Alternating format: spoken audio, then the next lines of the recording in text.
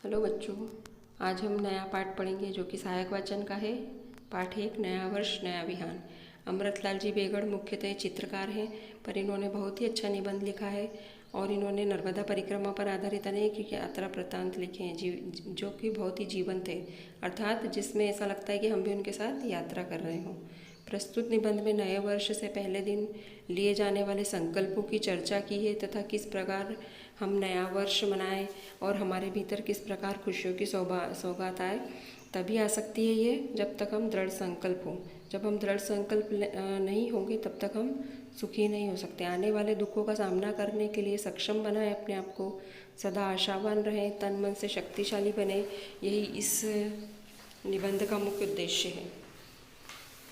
हमें अपने जीवन के प्रति आस्थावान होना चाहिए। और अब हम थोड़ा सा पृथ्वी के बारे में जानते हैं। हमारी पृथ्वी सूर्य का ही एक भाग है।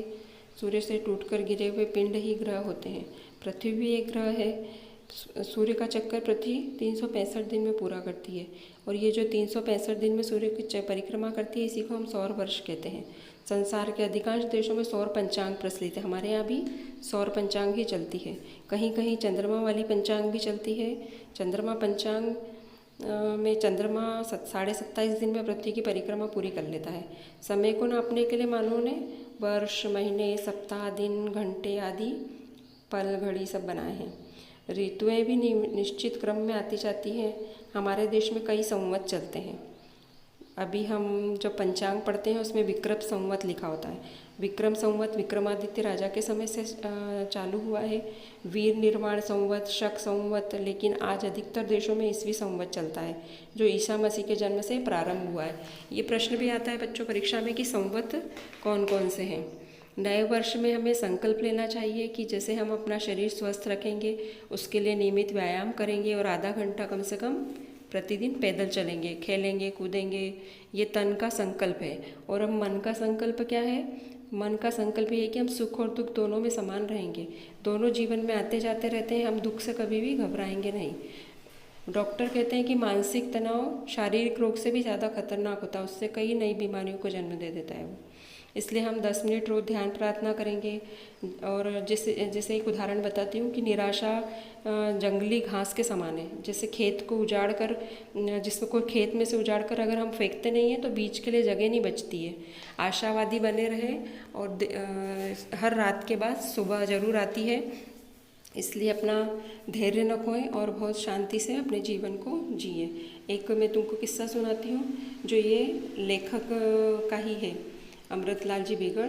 एक बार जब नर्मदा परिक्रमा कर रहे थे तब एक सन्यासी उनके साथ हो गया। सन्यासी ने उनसे पूछा, अच्छा ये बताइए कि स्वाद किस में है, जीभ में है या गुलाब जामुन पे है? मेरे अनुरोध पर उन्हें जवाब दे दिया, यदि गुलाब जामुन में स्वाद है तो तश्तरी में रखने के बाद स्वाद देगा, यदि तश्तरी में स्वाद है तो गुलाब जामुन खाने की क्या ज़रूरत है? दरअसल स्वाद न केवल जीभ में है, न केवल गुलाब जामुन में, दोनों के योग में है। इसी प्रकार जीवन को केवल आत्मा या केवल शरीर मानना गलत है। सार्थकता दोनों के मिलन में है। और हमारा शरीर और स्वस्थ रहेगा तभी हमारी आत्मा भी खुश होगी। और हमें अपनी आत्मा को स्वस्थ और सुखी रखने के लिए ध्यान प्रार्थना भी करनी चाहिए, शरीर को स्वस्थ रखना चाहिए। हमें शरीर के स्वास्थ्य का मूल हमें तनिक भी कम नहीं आंकना चाहिए। जितना शरीर का मूल है उतना ही हमारे आत्मा का है और जितना आत्मा का है उतना ही हमारे शरीर का है। यही सब इसमें इन्होंने लेखक ने बताने का प्रयास किया है। और इसके प्रश्नोत्तर भी कुछ तो मैंने इसमें पाठ में पढ़ा है, वो आ गए हैं साथ में। और आप लोग ये जब किताब आ जाएगी तो पूरा पाठ पढ़ प्रश्नोत्तर करेंगे। और जब मैंने ये आपको जो सुनाया है पाठ, इससे बहुत कुछ आपको ये सहायता मिल जाएगी पढ़ाई करने में। धन्यवाद।